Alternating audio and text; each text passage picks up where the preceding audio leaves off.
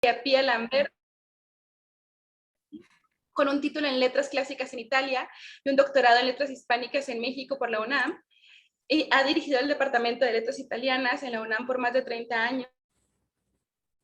Ha sido profesora titular de tiempo completo en la Facultad de Letras y miembro de Nobel II del CNI. Ha participado en numerosos congresos y publicado artículos en volúmenes y revistas especializadas sobre literatura italiana, principalmente sobre Dante, Petrarca y Boccaccio, y sobre literatura española, principalmente Cervantes y Miguel Hernández, sobre quien ha presentado su tesis magisterial y doctoral.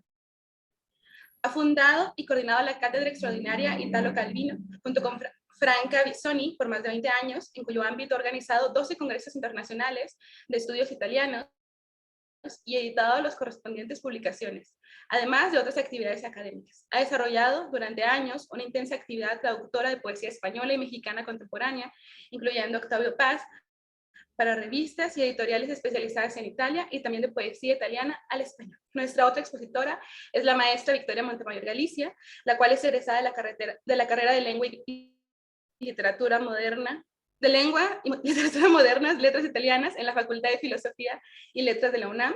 Es maestra en Humanidades por la Universidad Autónoma de Chihuahua, quien ha participado en congresos nacionales e internacionales de poesía del siglo de oro, literatura europea, literatura mexicana e hispanoamericana, traductora del libro Políticas de la Identidad en el Otro Occidente, la etnización de la política de la América indígena, del autor Piero Gorza, publicado por la Universidad Autónoma de Ciudad Juárez, autora del libro Besos en el Viento, de Otoño, Invierno y otras estaciones, de la editorial Seid, colaboradora en las revistas Círculo de Poesía y Voces de Papel. Muchas gracias a las dos. Y también con el doctor Ramón Jerónimo Olvera, que es de aquí de Chihuahua, ensayista, poeta, narrador, editor, autor de 9 libros de autoría individual en editoriales de México, Argentina y Colombia, además de ensayos en 11 libros colectivos. Ha colaborado en las revistas de circulación nacional e internacional de creación e investigación literaria. Es doctor en pensamiento complejo, maestro en literatura por la Universidad de Barcelona, licenciado en filosofía por la UACH y ha presentado ponencias y conferencias en diversos foros. Actualmente es director de Extensión y Difusión Cultural de la UACH y es maestro de tiempo completo en la Facultad de Filosofía y Letras. Sin más que agregar, les cedo la palabra y les agradezco mucho a todos que estén aquí sintonizando esta exposición. Muchas gracias. Bueno, muchas gracias, Sara, por la presentación. Muchas gracias, doctora María Pia Lamberti, por unirte a esta conversación alrededor de la presentación del libro del Tratado de la Lengua Vulgar. Y muchas gracias, Ramón, porque vamos a compartir escenario ahora con 2 grandes figuras. Me siento sumamente honrada. Quiero comentarles que la doctora María Pia Lamberti fue mi maestra en la Facultad de Filosofía y si a alguien le debo el amor y la pasión por Dante es a ella.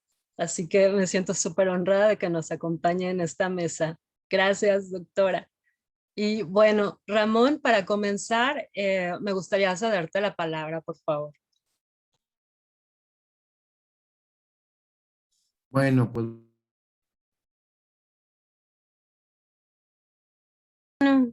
Se apagó tu micrófono.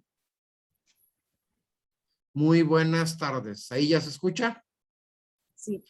Bueno, pues quien se siente orgulloso y honrado de estar en esta mesa, por supuesto, soy yo.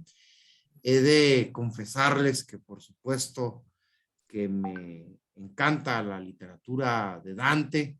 Sin embargo, disto mucho en ser un experto en la misma.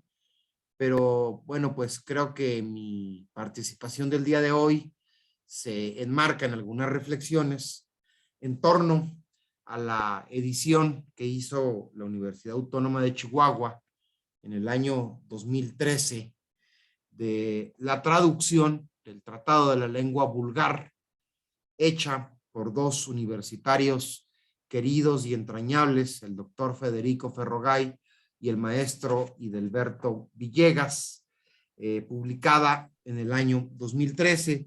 Preparé algunas ideas a modo más o menos de contextualizarnos. Dice don Ramón Gómez de la Serna, ese precioso y necesario don del sentido común, que es el menos común de los sentidos. Esta sentencia nos resulta cierta generalmente pero en lo que hoy nos atañe lo hace con exactitud. Al hablar de Dante Alighieri y su obra, decimos que es un clásico, verdad de perogrullo que ni discusión admite, pero el sentido común asume que lo clásico es aquello que se representa por lo antiguo, pero casi en la sinonimia de lo decrépito. Y valga decirlo, hay una tendencia, por supuesto equivocada, a asociar lo clásico con lo inerte y con lo aburrido. Pero los más destacados críticos literarios se han preguntado con frecuencia qué elementos hacen que una obra o autor se nos vuelvan clásicos. La prueba del tiempo es necesaria y obligatoria. Hoy nada más, nada menos hablamos de 7 siglos y la obra de Dante sigue viva y palpitante. Y a lo largo del globo terráqueo estaremos hablando y encontrando encrucijadas y recordando a los grandes hermeneutas que han tocado la obra de Dante, pero también habrá quien intente, por supuesto, encarnar o atisbar otras formas de lectura. Italo Calvino nos dice que los clásicos son libros que cuanto más cree uno conocerlo de oídas, tanto más nuevos, inesperados, inéditos resultan al leerlos de verdad. Esto creo que es muy común en los clásicos de todo tipo, que gran parte de los comentarios que vienen de las personas muchas veces son sin haberles leído por completo, les han leído en fragmentos, han escuchado hablar de ellos, pero esta es justo su condición de clásico porque forman parte de eso que Jung llamó inconsciente colectivo o que Bourdieu le llamaría capital cultural o que le podemos llamar atmósfera simbólica que tenemos las civilizaciones y los pueblos y sin la necesidad de haber leído a Dante o el Fausto, están ahí arraigados en la gente.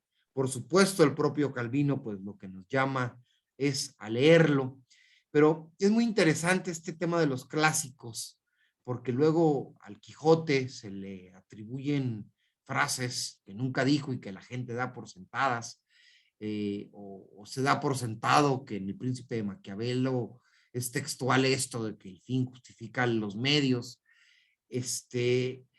pero esta es justo la condición de los clásicos que se disuelven de cierta manera en lo popular. Pero por supuesto que no nos queremos quedar ahí, ni nos quedamos ahí, porque la primera forma, volviendo a Calvino, de conocer un clásico es de oídas, pero la verdadera forma para conocer un clásico es, por supuesto, leyéndole, y al leerle no nos referimos solo a la obra en específico que tenemos en nuestras manos, sino a una inmersión en el contexto donde fue generada la obra. Nos dirá con todo atino Calvino que el clásico tiende a superar las posibilidades literarias de su tiempo. Y aquí que estamos ante Dante Alighieri, el güelfo blanco, que solía llamarle, según José María Micó, se les solía llamar gibelinos enmascarados en esta época de la historia, donde por lo menos hay 14 lenguas, por supuesto que ya nos explicarán a detalle, donde hay 14 lenguas en juego, pero Dante va a ser uno de los más grandes maestros de la historia de la humanidad en la poesía, en la métrica, en el verso, en el terceto. Si con alguien alcanza grandeza el terceto es con Dante Alighieri, que para comprenderle, por supuesto, habrá que entrar a eso que llama Borges, a la calumniada y compleja Edad Media, que sin duda tiene una serie de matices maravillosos que nos ayudan a entender más a Dante, pero que la grandeza de su poesía y de su pensamiento termina por ir más allá del contexto en el que está. Claro, es obligatorio entender el contexto. Va a mencionar el propio Borges en ese libro maravilloso de 7 noches, que la comparación entre Dante y Milton, pues no le parece la más apropiada, ya que en Dante la música va siguiendo a las emociones y que cada frase debe ser leída en voz alta, lo que nos recuerda el origen y la naturaleza de la poesía. Entonces, para entender o para contextualizar en este libro, hay una figura que me llama la atención, y es que, por supuesto, entre muchas otras cosas, Dante fue un hombre que padeció el destierro, y eso no fue impedimento para crear, por el contrario, fue uno de sus alicientes. Y bueno, en una suerte de exilio, llegó por fortuna a las tierras de Chihuahua, a este desierto, el maestro Federico Ferrogay, y se volvió uno de los pilares fundamentales de nuestra cultura, con su generosidad, con su sapiencia. Primero llegó a Parral, por cierto, y luego estuvo en Chihuahua, fue fundamental en la consolidación y en la fundación de la Facultad de Filosofía y Letras. Y bueno, ahí se encuentra también con latinistas como Hildeberto Villegas, y nos dan esta traducción del Tratado de la Lengua Vulgar de Dante Alighieri. El genovés Federico Ferrogay nos abre esta ventana, como abrió muchas otras. Pienso en su traducción del Misterio Bufo de Darío Fo, que es además una maravilla, el texto introductorio que hace.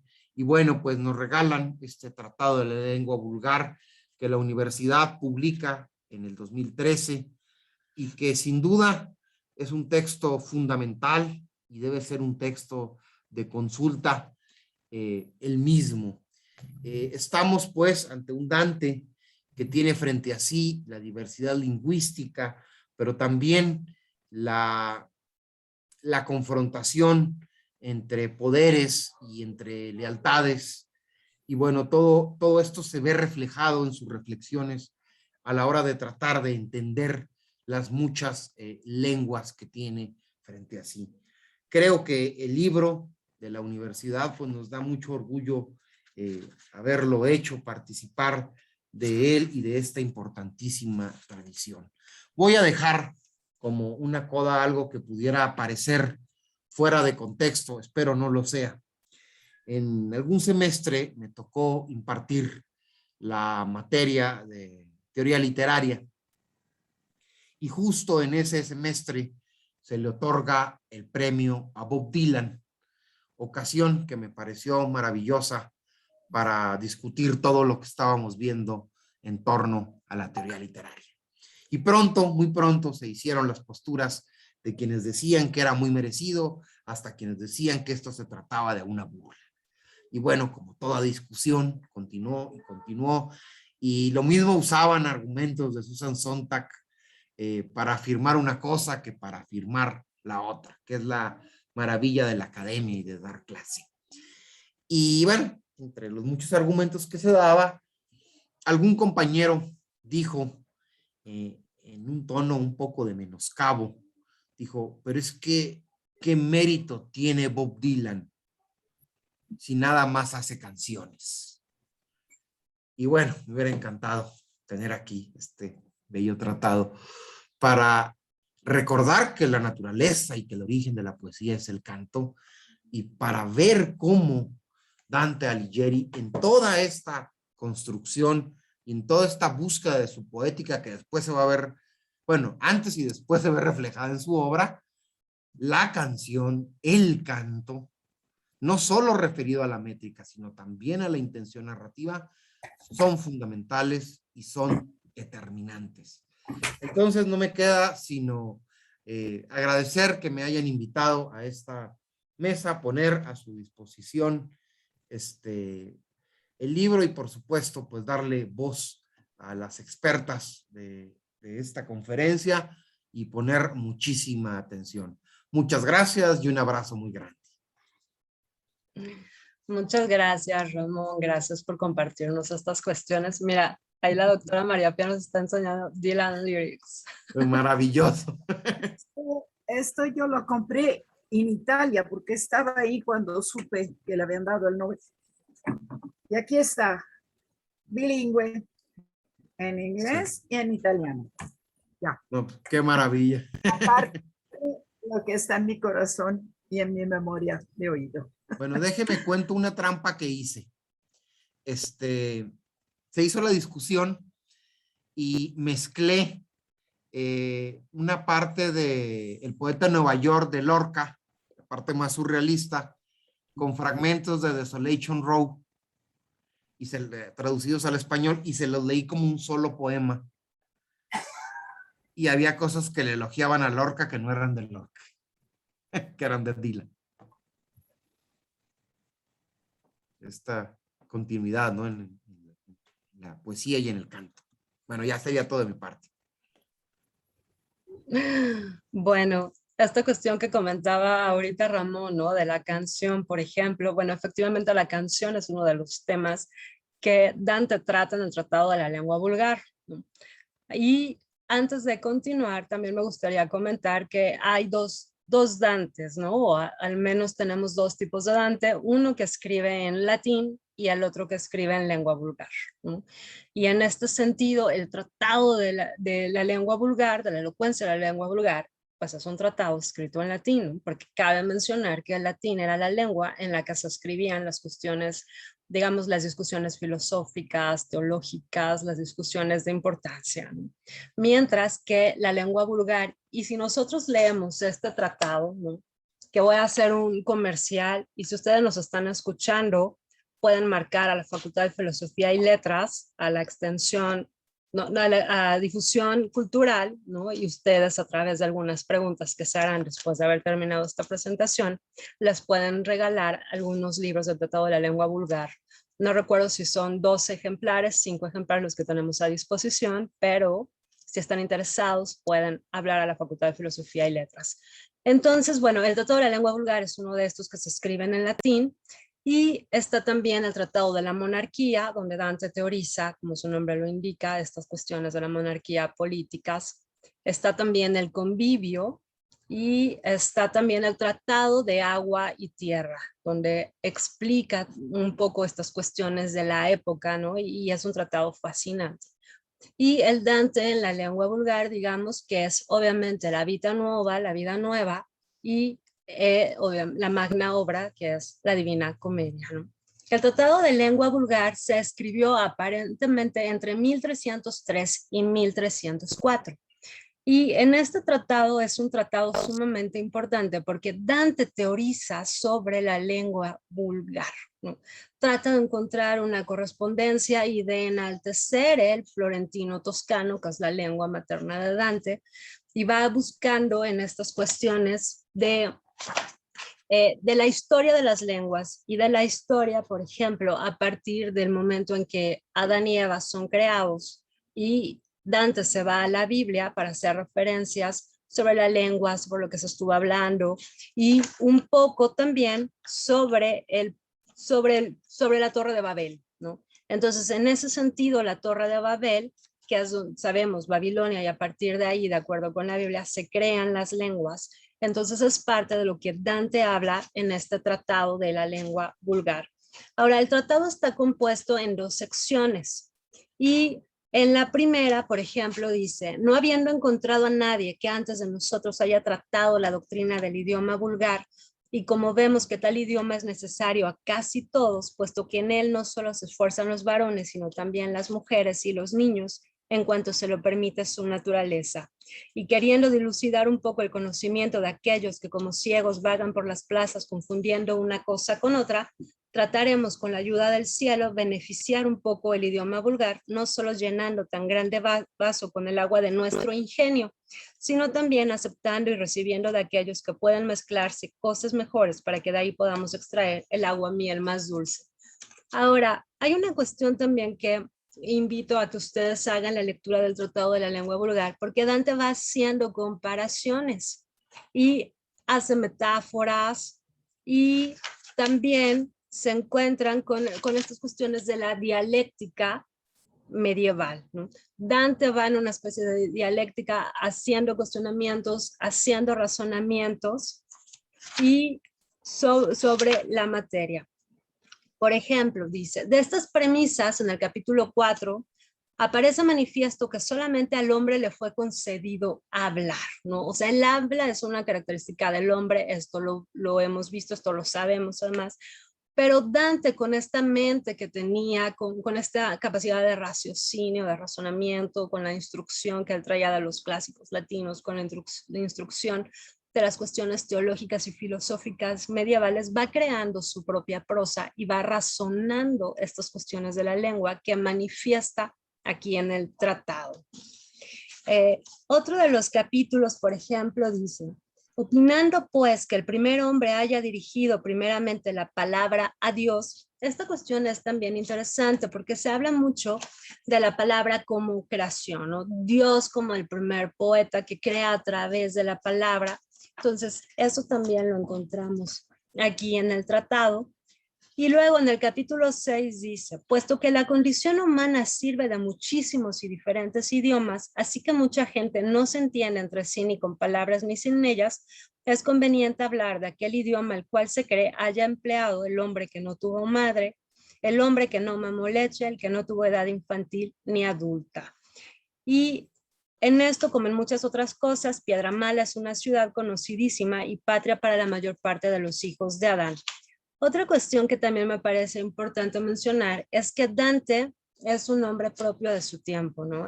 No me acuerdo en qué conferencia escuché, todos somos propios de nuestro tiempo. Sí, claro, pero Dante tiene toda una carga clásica latina y toda una carga filosófica y teológica, ¿no? Conoce los escritos de San Agustín, conoce a Ovidio, conoce a Horacio, conoce a Estacio, conoce a Virgilio, conoce a San Agustín, conoce a Santo Tomás, entonces es un gran conocedor también de las doctrinas. Entonces, con esta capacidad asombrosa que tiene para reflexionar, va buscando una lengua que se acerque más, o sea, más parecida al latín, ¿no? Y va teorizando sobre varios aspectos, claro, para ensalzar el florentino, ¿no? Que efectivamente va a terminar siendo ensalzado no solamente por lo que Dante teoriza aquí en el tratado, sino también por la gran creación que hace de la Divina Comedia, y además porque tenemos a otros dos escritores toscanos, ¿no? Que son Giovanni Boccaccio y Francesco Petrarca, ¿no? Entonces estos grandes tres personajes van a marcar gran parte de nuestra historia literaria en Occidente.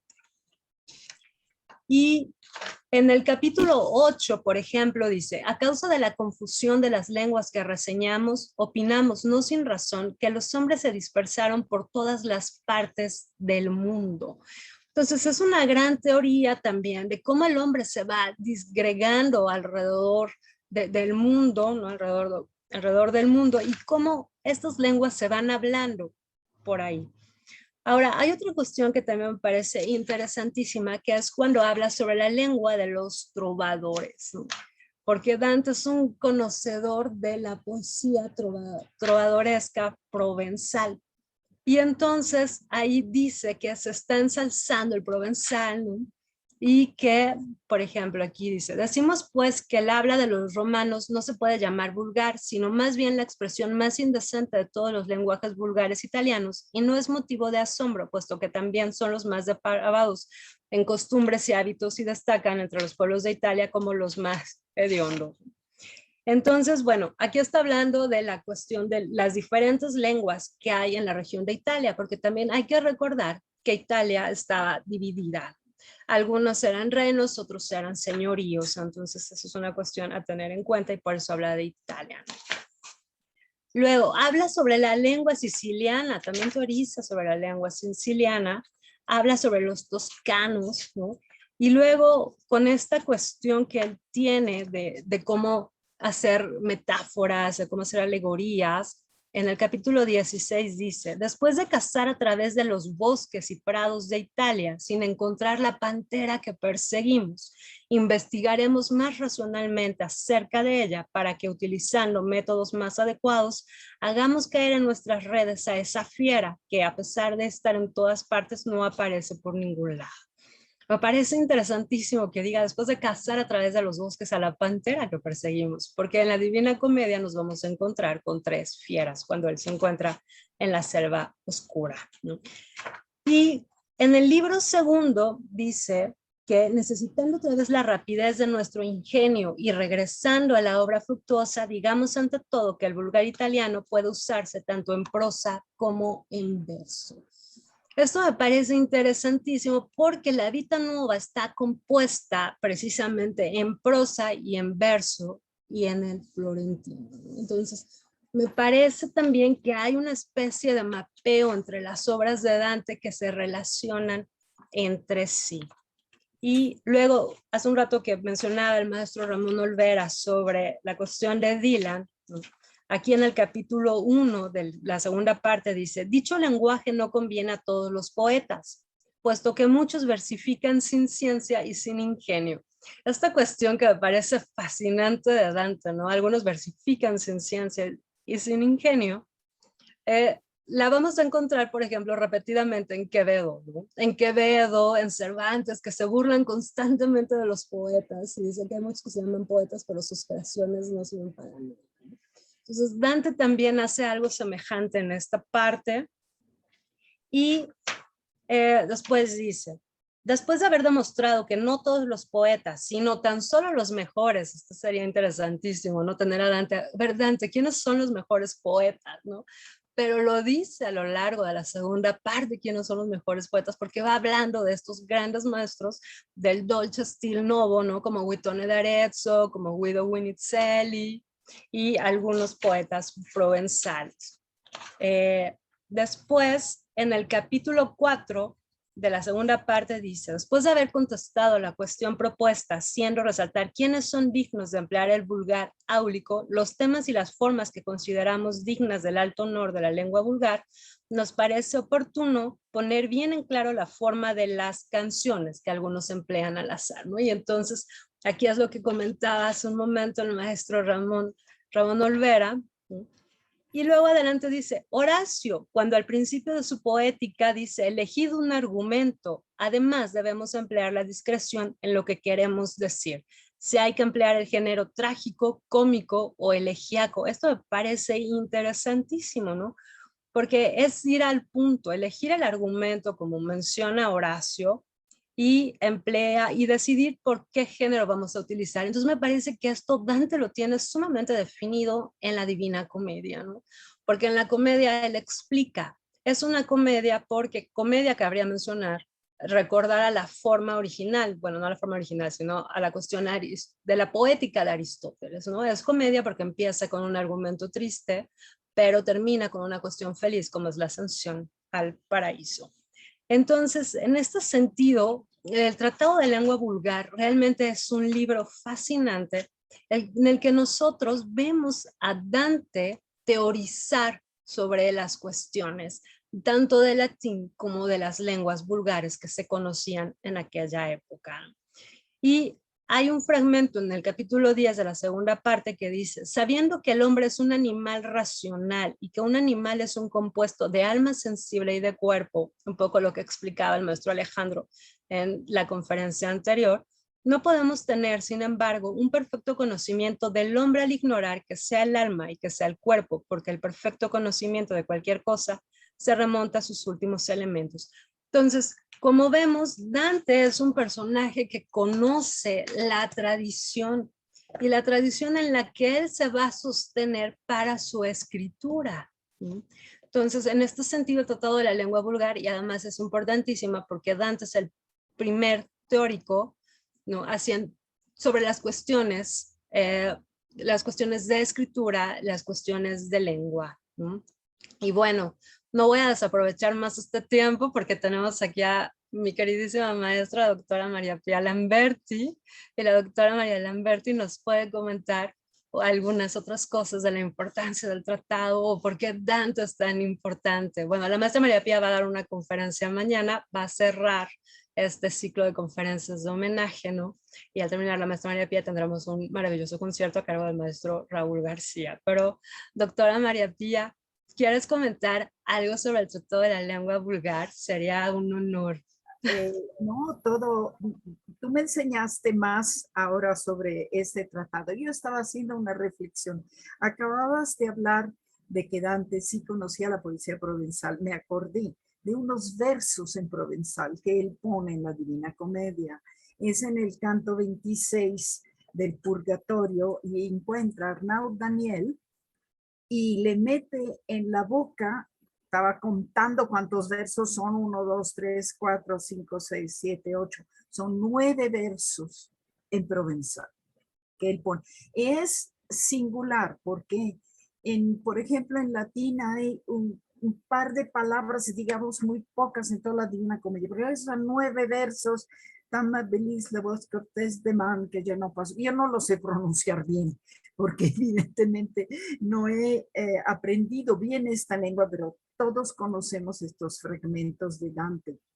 Y estaba pensando que todo lo que él propone teóricamente como la posibilidad de estar formando un idioma que siendo un idioma hablado, no sé si personas que nos escuchan, el término vulgar, nosotros todos en español, en francés, en italiano, le hemos cambiado el significado y resulta una palabra muy mala, vulgar, pero significaba el idioma hablado por el pueblo, vulgus en latín, quería decir la gente, la masa de la gente, el pueblo.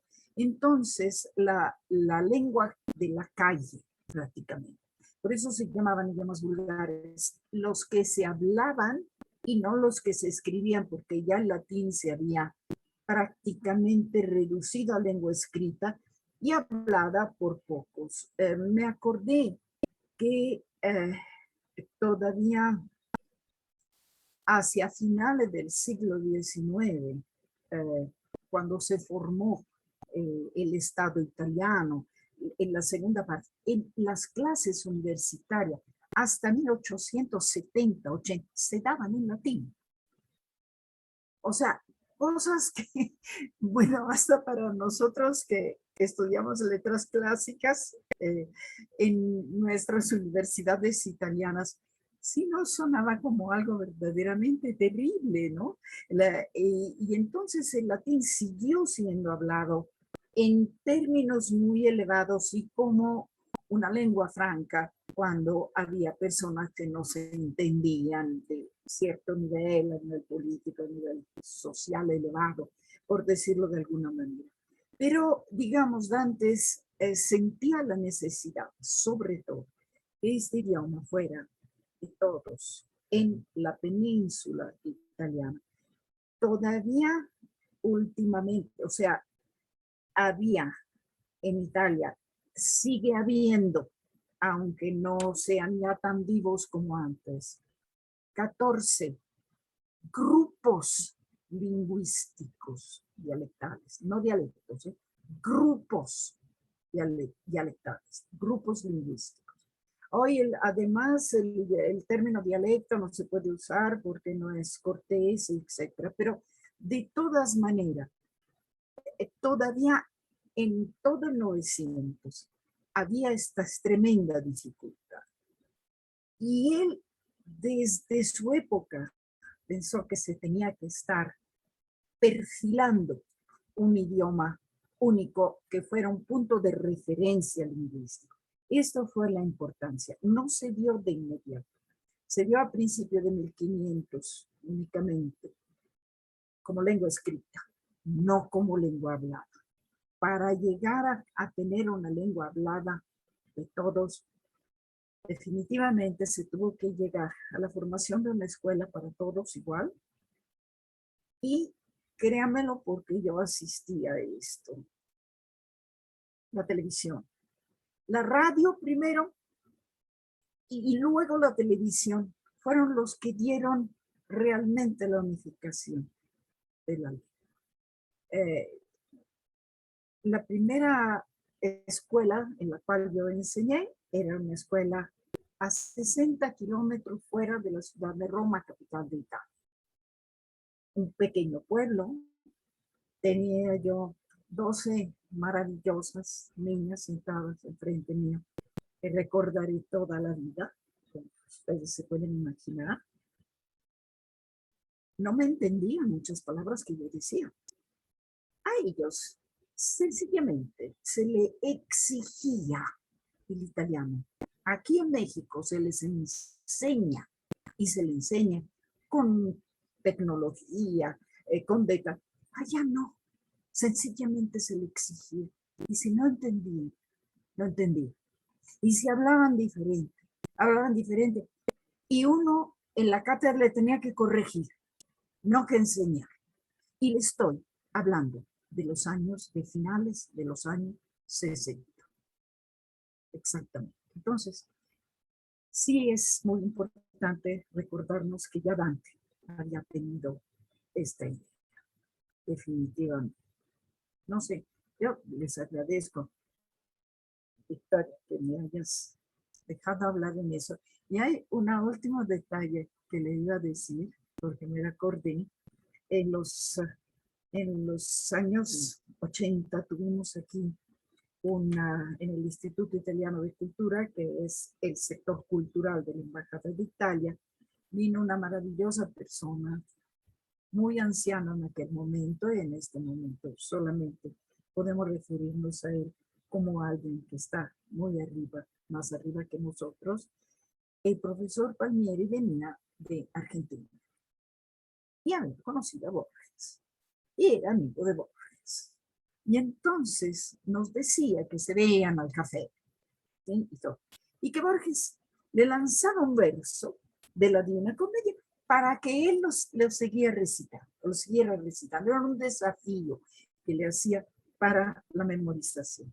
Y entonces, bueno, no logramos conocer a Borges y solamente una vez a mí me tocó conocer a su viuda, porque ya su esposa ya se había enviudado de él, ahí en el Instituto Italiano de Cultura, pero él fue un gran lector directo de Dante, no fue un lector un maestro, como lo hemos tenido todos.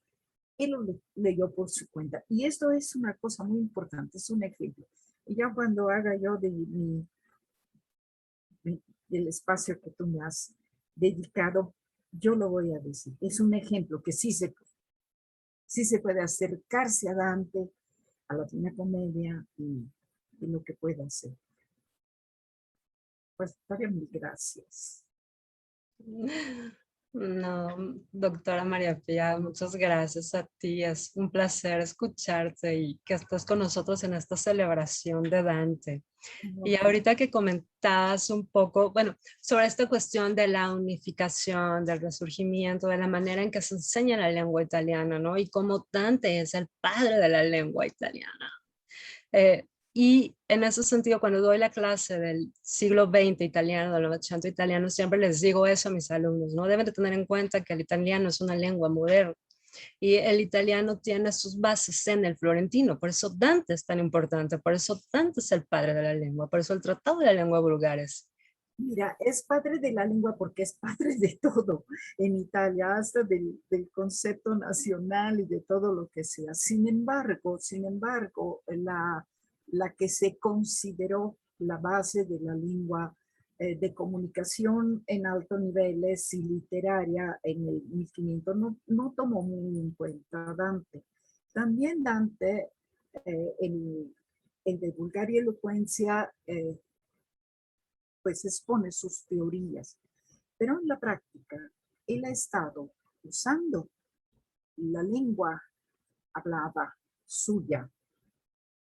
Y además se puede decir que con 3 niveles diferentes en el infierno, sobre todo en la segunda, la última parte del infierno, es una lengua muy áspera, muy ruda, al punto que yo el otro día me estuve releyendo todo El Príncipe de Maquiavelo. Maquiavelo critica muchísimo a Dante, está diciendo que estas palabrotas tiene vulgaridades, tiene horrores. Yo hasta lo estuve apuntando, si quieres, te mando lo que le reprocha a Dante de palabras así. Cuando se llega al paraíso, los latinismos son arriba. Hay que saber el latín para entender aquel italiano, ¿de acuerdo? Entonces, él tiene verdaderamente unos registros lingüísticos muy amplios, registro y gama de palabras que no se han transmitido realmente a la que luego será la lengua italiana. La que hablamos nosotros, que les hemos enseñado a ustedes, que ustedes ahora enseñan a sus alumnos, no las llaman zona, definitivamente. Y Petrarca y Boccaccio fueron tomados en cuenta mucho más que Dante. Pero Dante, ahí está. Dante no se puede estar sin leerlo, sencillamente. Y no es finalmente tan difícil, ni tan diferente del italiano que se habla hoy. Exacto. Ramón, ¿tú quieres hacer alguna pregunta, algún comentario? Pues la verdad sería más bien una pregunta a la doctora María Pía, porque hay esta tendencia a reducir a los grandes genios y a los grandes creadores literarios como retratistas de su época, que bueno, lo son en cierto aspecto, pero a final de cuentas son creadores de cosmos y de imaginarios, porque a final de cuentas, o me gustaría que me corrigiese, porque a final de cuentas la percepción que podamos tener del infierno, del cielo y del purgatorio, independientemente de haberlo leído completo o no, es una muy buena noción de invención y de creación de Dante, por supuesto. Como mencionaba Victoria, hay toda una base de conocimiento en Agustín, en Tomás, en la Escolástica, en sus lecturas directas de la Biblia, pero hasta donde también está la imaginación de Dante, que se vuelve ya una suerte de inconsciente colectivo del cielo y el infierno y el purgatorio. No sé, me gustaría escuchar su participación. Bueno, yo he pienso que a través de estas perspectivas religiosas, que hoy no todo el mundo comparte, pero Dante sigue dándonos clases de humanidad, de valores humanos, de capacidad de introspección. Es un texto que se puede perfectamente leer bajo las perspectivas actuales. Es un texto que no ha perdido, definitivamente no ha perdido actualidad, por decirlo de alguna manera. Esta es su grandeza, por eso sigue como es. Así como también si leemos el Quijote, claro, nos está hablando del siglo XVII y de un señor supuestamente loco que sigue queriendo vivir en el siglo XII. Pero no es esto lo que importa. Lo que importa es todos los valores humanos que encontramos en él. Y en Dante hay esta gama que es enorme, definitivamente. O sea, que se sobrepone a lo que puede ser la visión del más allá y del más acá, porque hay la visión del hombre, lo que importa. ¿Sí? Y se encuentra, realmente se encuentra de todo. Eso yo siento, yo soy persona religiosa, pero mi religión hoy no es igual a la que tenía Dante. De acuerdo. o sea, si creemos en lo mismo, yo sigo creyendo en Jesucristo, creo en Dios, lo que sea, pero de todas maneras vivo mi espíritu religioso, obviamente en forma diferente, más semejante al Manzoni. Mi religión siempre dije yo soy religiosa como Manzoni, pero es que Dante da esta visión religiosa con unos valores humanos que son intramutables, no pueden perderse, no pueden, digamos, dejarse de un lado, definitivamente. Eso es lo que yo pienso, pero yo sí tendría una pequeña pregunta para Ramón. Ramón, yo hace un momento vi que tenías un colega precioso al lado, una maravilla que dieron mis ojos. Luego oscuraste tu pantalla y ya esta criatura estupenda ya no la vi. A ver, ven, León, ven para que saludes. Sí, por favor. Hola. Hola, preciosidad. Te había visto solo media carita. Ahora te la veo entera y no sabes. Sí, una cosa que cumple el 17, o sea, el viernes. Cumpleaños el 17. ¿De qué 8. año? Mira, la doctora es italiana, León. Hola. ¿Es su cumpleaños? Sí, El viernes. el viernes. Lo que pasa es que mi madre es de apellido Alberdi, de raíz italiana. Ok, Entonces claro. León anda investigando de la cultura italiana, ¿verdad? Ujú. Bueno, diles bye. Bye. Ay, adiós, tesoro. No, pues mira, tú entiendes que no podía yo olvidarme de esta visión. ¿Eh? Gracias. Bueno, hace un rato que comentaba la doctora María Pía, ¿no? Por ejemplo, estas cuestiones del provenzal en Dante, ¿no? Y cómo Dante pone unas palabras en los labios de Arnaud Daniel, ¿no? Y escribe en provenzal. ¿Cómo me acuerdo de tus clases, ¿no? Y tengo pasajes que todavía los tengo grabados de cuando estábamos en el salón de clases, cada uno con nuestra Divina Comedia.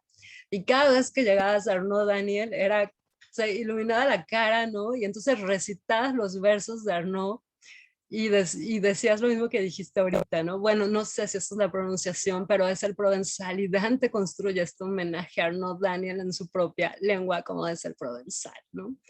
O cuando atravesábamos el infierno y entonces aparecía Pape Sotán Alepe, ¿no? Que les da la atención siempre a mis alumnos, maestra, ¿y eso qué significa, no? Y es otra construcción de lengua que hace Dante por ahí, ¿no? O cuando se encuentran al personaje que construye la Torre de Babel y también hay otra referencia, ¿no? Entonces, cómo la Divina Comedia también se construye con distintas lenguas, ¿no? O sea, en ese sentido, Dante efectivamente es un grande, es un clásico, ¿no? Y como decía Calvino, un clásico es un libro que se lee, ¿no? Y que cada vez que lo lees encuentras algo nuevo y te dice algo nuevo, ¿no? Y por eso a 700 años de distancia seguimos leyendo a Dante, seguimos estudiando a Dante y seguimos maravillándonos con este cosmos que hace un rato decía Ramón, ¿no? O sea, ¿de qué manera Dante permea el imaginario demoníaco o de qué manera permea el purgatorio, ¿no? Y de qué manera permea estas esferas celestes y cómo pinta Beatriz, ¿no? O sea, y todo este cosmos, o sea, porque al final eso es lo que crea Dante, un cosmos, ¿no? Y este cosmos sigue estando vigente hoy en día, ¿no? Yo me acuerdo que, bueno, Dante obviamente era de la generación, 2 generaciones anteriores que se conociera el griego, que se volviera a conocer el griego y no sabía griego y pone una palabra supuestamente en griego. Me acuerdo que en la escuela siempre nos enseñaba que estaba equivocada en tomata, en griego sería en tomá y no en tomata, y él hizo un plural equivocado. Y eso nosotros éramos muy felices en la escuela porque decían, nosotros sabemos el griego mejor que él. Y todo, pero lo intenta también la palabra de griego. Yo, Sí, mi primera lectura de la Divina Comedia fue en la carrera, yo estudié filosofía.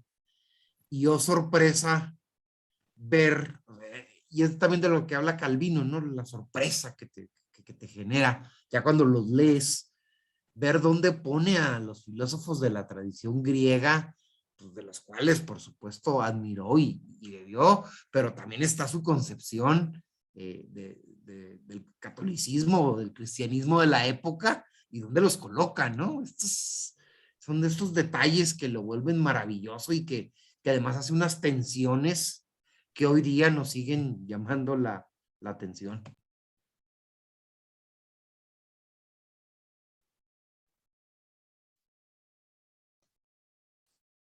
Pues Santo Tomás de Aquino se remitió a Aristóteles. Era una tradición desde el inicio de lo que llamamos Edad Media, de estar interpretando a los autores griegos y latinos en términos cristianos. Los que se podían interpretar cristianamente se mantenían y se estudiaban, y los otros, ciertas obras y todo, se escondían debajo del escritorio, ¿de acuerdo? Así fue definitivamente. Y Aristóteles fue traducido al árabe y del árabe al latín. Por eso no directamente del griego.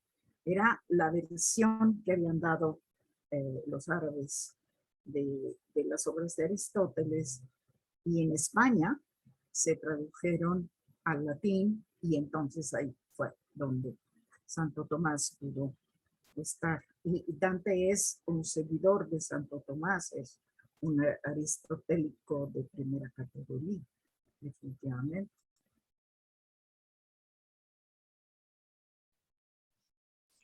Claro. Bueno, qué interesante ha estado esto. Yo lo he disfrutado muchísimo, ¿no? Con estas anécdotas y hablando un poco sobre todo cómo hemos percibido esta cuestión dantesca. Bueno, Sara, ahora sí te puedes prender tu cámara. Muy bien, no los quería interrumpir porque se estaba poniendo muy, muy rica la plática.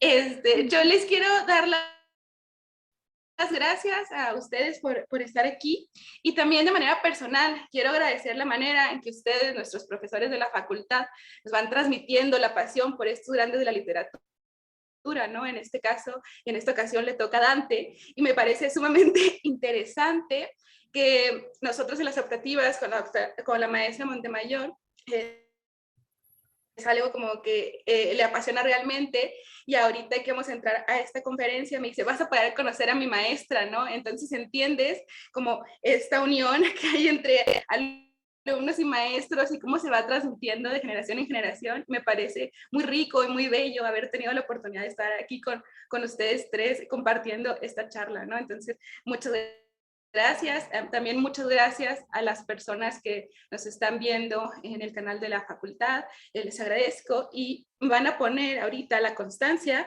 van a poner una para leerla, por favor. Muchas gracias. Ok, la Universidad Autónoma de Chihuahua, la Facultad de Filosofía y Letras, otorga la presente constancia al doctor Ramón Jerónimo Olvera Neder por su valiosa participación en el encuentro cultural séptimo centenario luctuoso de Dante Alighieri. Aquí las doctoras y la maestra no me permitirán mentir porque no lo voy a saber pronunciar. No sé si alguien lo quiere decir, maestra Montemayor o doctora. Doctora María Pía. Sí. Bueno, yo no puedo más que agradecer, Victoria. Te veo y me emociono porque te digo, me acuerdo cuando estaba sentado así en clase. La pasamos muy bien y te agradezco muchísimo por tu invitación. Y aquí estoy además feliz de estar en Chihuahua, aunque sea por Zoom. Ay, doctora, muchas gracias. Y bueno, el homenaje luctuoso honorate al altísimo poeta que non fu mai dipartito. No, fuma el tripartito. Como presentador del libro El Tratado de la Lengua Vulgar, presentación llevada a cabo de manera virtual el lunes 13 de septiembre a las 5 horas. Lo firman nuestro director de la facultad y el secretario secretaria de Extensión y Difusión de la Facultad de Filosofía y Letras, siendo hoy 13 de septiembre en Chihuahua, Chihuahua. Muchas gracias. También los invito a todos los que nos están viendo que sigan pendientes de los diferentes programas y eventos de este homenaje. Siguen hasta mañana martes, ¿verdad, maestra? Me parece. Y van a estarse publicando ahí en la página. Muchas gracias. Un beso a todos. Hasta luego. Muchas gracias. Gracias. Chao. Chao, chao. Chao, bye, gracias. Chao, gracias.